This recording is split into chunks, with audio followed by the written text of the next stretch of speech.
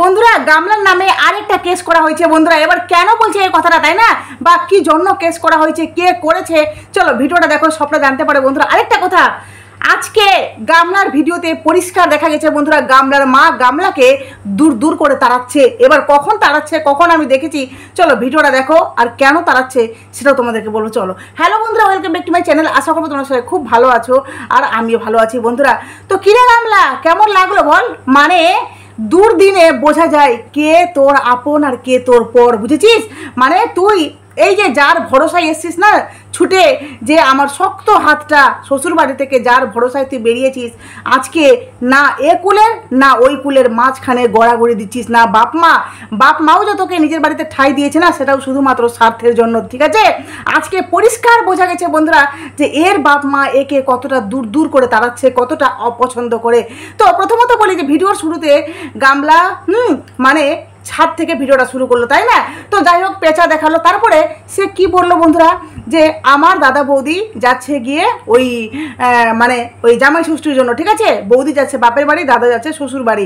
তো সেখানে কি বললো, যে জামাই ষষ্ঠীর কেনাকাটা হয়েছে, কিন্তু সেটা তোমাদেরকে দেখালাম না, দেখানো আমার মানে ইচ্ছা হলো না। হ্যাঁ, মনে হলো যে কে আবার কি বলবে, মনে হলো কেন, মানে সে জামাই ষষ্ঠীর কেনাকাটা করেছে, এটা এক বেশ আনন্দের খবর, তাই না?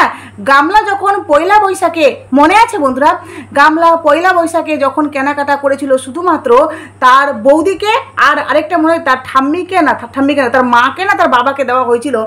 তো তখন বলেছিল দুটো মানুষের মানে পয়লা বৈশাখে কিনেছে, তারপরে কি বলেছিল, বাকিটা আমি অন্য সময় কিনে নেব, ঠিক আছে?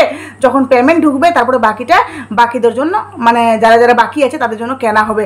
তাহলে তখন সে বলা প্রয়োজন মনে করলো, অথচ দেখো জামাই ষষ্ঠীতে একটা স্পেশাল, তাই না? সেখানে সে বাজারগুলো দেখাতে সে নিজেকে দ্বিধাবোধ বলে মনে করছে। কেন তোমাদের মনে হচ্ছে না কেন? কারণ ওখানে সমস্ত রাজ খুলে যাবে বন্ধুরা। এই গামলা, হ্যাঁ, এই যে বাজার করেছে, এখানে অবশ্যই এই ফকলা, এই যে লুকানো জামাই, ঠিক আছে? অবশ্যই যে জামাই ভোটের দিন এসে ভোটের রেজাল্টের দিন এসে সেখানে সেলিব্রেশন করেছে, মানে মজা করেছে, বেশ খাওয়া দাওয়া আনন্দ ফুর্তি করেছে, যেটা তোমাদের সামনে আমি ভিডিওতে বলেছি, ঠিক আছে? ভিডিও করে তোমাদের সামনে সবটা বলেছি। কিন্তু ওই জামাই, এই যে নতুন জামাই, যেই মেয়ে গামলা, দেখো বন্ধুরা, যেই মেয়ে গামলা নববধূ সাজে, ঠিক আছে, আজকে তার মাথায় সিঁদুর নেই, সিঁদুর উধাও, হ্যাঁ, অথচ এই মেয়েটা গতকালকে একদম চৌড়া করে সিঁদুর পরে সেই মেয়েটা গেল গিয়ে পুজো দিতে ঠাকুরের কাছে, অত রৌদ্রে গরমে, ঠিক আছে? তো সেই মেয়েটা জামাই ষষ্ঠীতে, তোমাদের মনে হচ্ছে না বন্ধুরা যে গামলা জামাই ষষ্ঠীতে ফকলাকে নিয়ে এখানে বেশ ভালোভাবে মানে দিনটা কাটাবে, তাই না? গামলা জামাই ষষ্ঠীর ব্লগ কিন্তু আমাদের অবশ্যই চাই, তাই না? লুকানো জামাই বলে কথা। তো যাই হোক, তো গামলা জামাই ষষ্ঠীর মানে কেন দিল না, এটাই হলো গিয়ে মেন কারণ, ঠিক আছে? যাতে পুরো ভান্ডা আমাদের সামনে না চলে আসে। যতই লুকানোর চেষ্টা করুক না কেন, সবটা কিন্তু আমাদের সামনে ঠিকই চলে আসছে বন্ধুরা। এবার আসলো গিয়ে, তারপরে তার দাদা বৌদি রেডি সেডি হয়ে চলে গেল, তাই না? তো সেখানে দেখলাম নিচে তার মা দেখছি বেশ রিলস করছে, গোপালের ওই যে রিলসটা মানে আগেই তার মায়ের চ্যানেলে কিন্তু আপলোড হয়ে গেছে। যাই হোক, আজকে মানে গামলার ব্লগে দেখলাম। তো ওর দাদা বৌদি চলে গেল, তারপরে মা ওই রান্না বান্না হ্যাঁ করেছে, তারপরে দেখালো যে বাবা এসছে, বাবা অনেক দিন পরে এসছে, হ্যাঁ, সন্দেশখালিতে বাবা থাকছে, বাবা সেখানে মানে বাবার সেখানে পোস্টিং, আর বাবা অনেক দিন পরে এসছে। ভাবো তো বন্ধুরা, তার বাবা এতদিন পর বাড়িতে আসলো, ঠিক আছে? ভাবো, এই যে গামলা গেছিল কচুয়া ধামে, ঠিক আছে, সেখান থেকে যে এসছে গামলা, বাবাকে কই দেখলাম না তো, যে প্রসাদ ওখান থেকে নিয়ে এসছি, মানে পুজো দিতে গেছিলাম সেখান থেকে তো এসি, বাবা এতদিন পর আসলো। তাহলে এটা ব্লগ যে দিল আমাদেরকে, গতকালকে দিয়েছে কচুয়া ধামের ব্লগ, তাই না? আর আজকে দিল গিয়ে এই ব্লগটা, তাহলে অবশ্যই তার যে বাবা এসছে, তাহলে তার বাবাকে বা তার বাপের বাড়িকার সবাইকে এই যে ভোগগুলো দিয়েছে, সেটা তো অবশ্যই ক্যাপচার হওয়ার কথা, তাই না, ক্যামেরাতে? কিন্তু গামলা ক্যামেরাতে ক্যাপচার করেনি। মনে হচ্ছে যে কচুয়া ধাম গেছিল না, ওই রাস্তাটা, ওই যে রাস্তা থেকে ভিডিও শুরু, রাস্তাতেই শেষ, ওই ভিডিওটা মনে হচ্ছে কেউ মনে হয় পাঠিয়েছিল, ঠিক আছে? মনে হয় AI অ্যাপসের মাধ্যমে ওই মানে ভিডিওটা তৈরি করা, মানে পুরো ভিডিওর রহস্য পুরো হাফিস, হ্যাঁ, কোনো ভোগ টোগের ব্যাপার দেখলাম না। তারপরে গামলা ছুলি নিয়ে আজকে কথা বললো, সত্যি ওর গলাটা লক্ষ্য করে দেখেছো বন্ধুরা, কি বিভৎস লাগছে দেখতে। হ্যাঁ, যারা তার সাপোর্টার তারা সত্যি তাকে এই কথাটা বলতে পারছে না, তার গলার কি অবস্থা। মানে একজন ব্লগার, যেই মেয়েটা শ্বশুর বাড়িতে কতটা ফিট, কতটা সুন্দর, যাকে এক কথায় বলছিলাম সন্দীপের বউ দেখতে সুন্দর, তাই না? কিন্তু দেখো আজকে সেই মেয়েটার গলার কি কদাকার অবস্থা, দেখে কেমন মানে কি বলবো, একটু ঘিন ঘিন, তারপরে ভয়ও লাগছে। অসুখ তো যাই হোক, মানে এতটা সিরিয়াস হয়ে গেছে, তবুও তার বাপ মা তাকে জোর জাবরান করে বা তার প্রেমিক তাকে জোর করে ডাক্তারের কাছে নিয়ে যেতে পারছে না। এটা যদি সন্দীপ থাকতো তাহলে কিন্তু কখনোই এইভাবে গামলার অবস্থা হতো না। কারণ সন্দীপ বউর ঘামাচি হয়েছে না, তারপরেও বউকে ডাক্তারের কাছে নিয়ে গেছে। যে এত গায়ে ঘামাচি কেন? কারণ সন্দীপ বউকে সবসময় ফিট সুন্দর হ্যাঁ থাকাটা পছন্দ করে, ঠিক আছে? যার জন্য বউকে সুন্দর সুন্দর ড্রেস, বউর মানে ফিট থাকার জন্য বউকে এক্সারসাইজ, তারপরে গামলা বলেছিল না আমি কোচ, হ্যাঁ আমি মানে একটা কোচ খুলবো বা কি বলছিল না, যে আমি এক্সারসাইজ করাবো সবাইকে। তো যাই হোক, গামলা কিন্তু ওখানে থাকতে গিয়ে এতগুলো স্বপ্ন দেখেছিল। যাই হোক, যে এখানে এসে সব স্বপ্নই ভ্যানিশ, তাই না? আর যে কমিউনিটিতে জয়েন করেছে সেখানে আশা করি কোনোদিনও গামলার ওজন আর লস হবে না। তো তারপরে ছুলি নিয়ে বললো ফাইনালি সে ডাক্তার দেখাতে যাবে, ভেবেছে, বলেছে না এবার আমাকে ডাক্তার দেখাতে হবে, কারণ আর অবহেলা করলে চলবে না। যাই হোক, তো গামলা তার খাওয়া দাওয়া দেখালো। তারপরে বলি বন্ধুরা, এই যে গামলা, হ্যাঁ তার দাদা বৌদি তো বাড়িতে নেই, বাড়ি আপাতত পুরো ফাঁকা, ঠিক আছে? আর আরেকটা কথা বলি, সে যে বললো যে ভিডিও এই যে আগে মানে জবে থেকে সে ক্যামেরা ধরেছে হাতে, মানে ক্যামেরার সামনে আসা শুরু করেছে, তো বলছে তখন থেকে আমি ভয়েস ওভার দিতে আমার বড্ড কষ্ট হতো। আচ্ছা তোমরা বলো তো, এই ভিডিওগুলো এডিটিং কে করতো? গামলা করতো? কারণ আমরা সবাই জানি ক্যামেরার পেছনে যত কাজ, এমনকি গামলা যে নাচের ভিডিওগুলো করেছে প্রত্যেকটা ভিডিও কিন্তু সন্দীপ ঠিক করেছে, এডিটিং করেছে, সবটা সন্দীপ সামলাতো। কারণ গামলা প্রথমে ল্যাপটপ চালাতে পারতো না, গামলা এই কাজগুলো করতে পারতো না, গামলা শুধু ভিডিও করতো, সন্দীপ পেছনের কাজগুলো করতো। যেহেতু সন্দীপ দিদির ওখানে থাকাকালীন যে ওই সন্দীপ ভিডিওগুলো করে করে পাঠাতো, সে কিন্তু আগে থেকে জানতো। আর গামলা কিন্তু শুধুমাত্র ভিডিও করতো। তাছাড়াও গামলা যে গানের ভিডিওগুলো করতো, এই যে জায়গা, তারপর ড্রেস, সবটাই কিন্তু ক্যামেরাম্যান, সবটা কিন্তু সন্দীপ করতো, এটা তোমরাও জানো, তাই না? আর গামলা এই যে বড় বড় ডায়লগ, ভাগ্যিস সন্দীপের সাথে বিয়ে হয়েছিল, যার জন্য তার এই ফেসটা আজকে গবলু মার্কা ফেসটার এত দাম, যাকে নিয়ে সে বলছে গর্ব করে আমি নিজের টাকায় আমি ছেলের জন্য কিছু কিনেছি।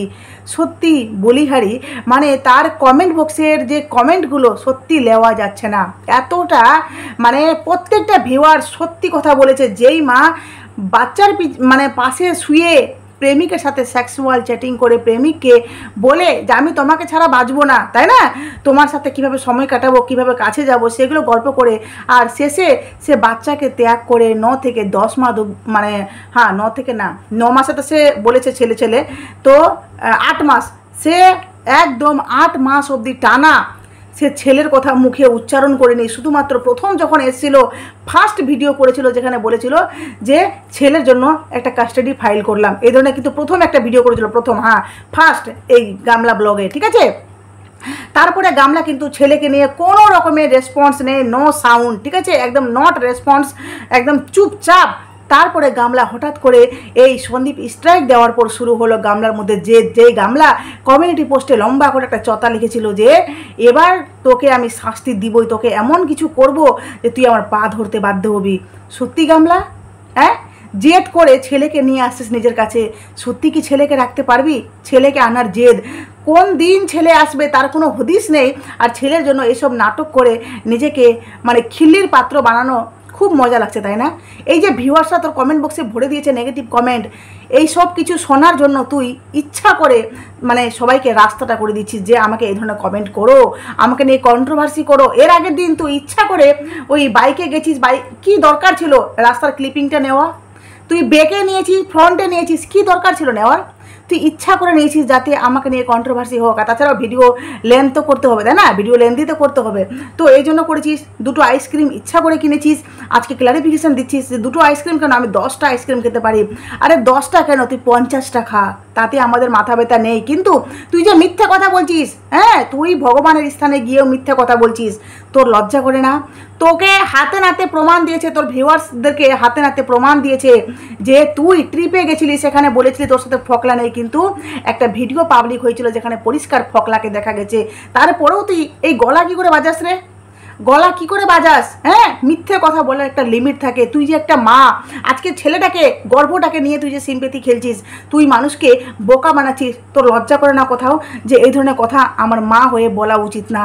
হ্যাঁ, তুই আজকে বলছিস আমার যতটা সামর্থ্য, হ্যাঁ হতেই পারে, মানুষের সামর্থ্য অনুযায়ী মানুষ তার বাচ্চাকে তার চাহিদা মেটাবে, তাই না? হতেই পারে একটা মা গরিব হলেও সে যথাসাধ্য বাচ্চাকে ভালোবাসবে, তার যথাসাধ্য সে বাচ্চার সমস্ত চাহিদা মেটানোর চেষ্টা করবে। কিন্তু তুই কেমন মা? তোর কি সাধ্য নেই? তুই মাস গেলে লক্ষ লক্ষ টাকা ইনকাম করছিস, তুই কি বলছিস আমার সাধ্য নেই? লজ্জা করে না? লজ্জা করে না? ঠাকুরের কাছে ডালা দিতে গিয়েও তুই ওখানে বার্গেনিং করছিস, বলছিস কোনটা কত দামের, যেটা লোয়েস্ট সেটা তুই নিলি। লজ্জা করে না? তারপরেও বলিস যে আমার সাধ্য মতো আমার ছেলেকে আমার দিব, আমি আমার ছেলেকে গর্বে ধরেছি, আমি জানি তার খুশি। আরে সময়ের সাপেক্ষে না সব কিছু পাল্টে যায়, বুঝেছিস?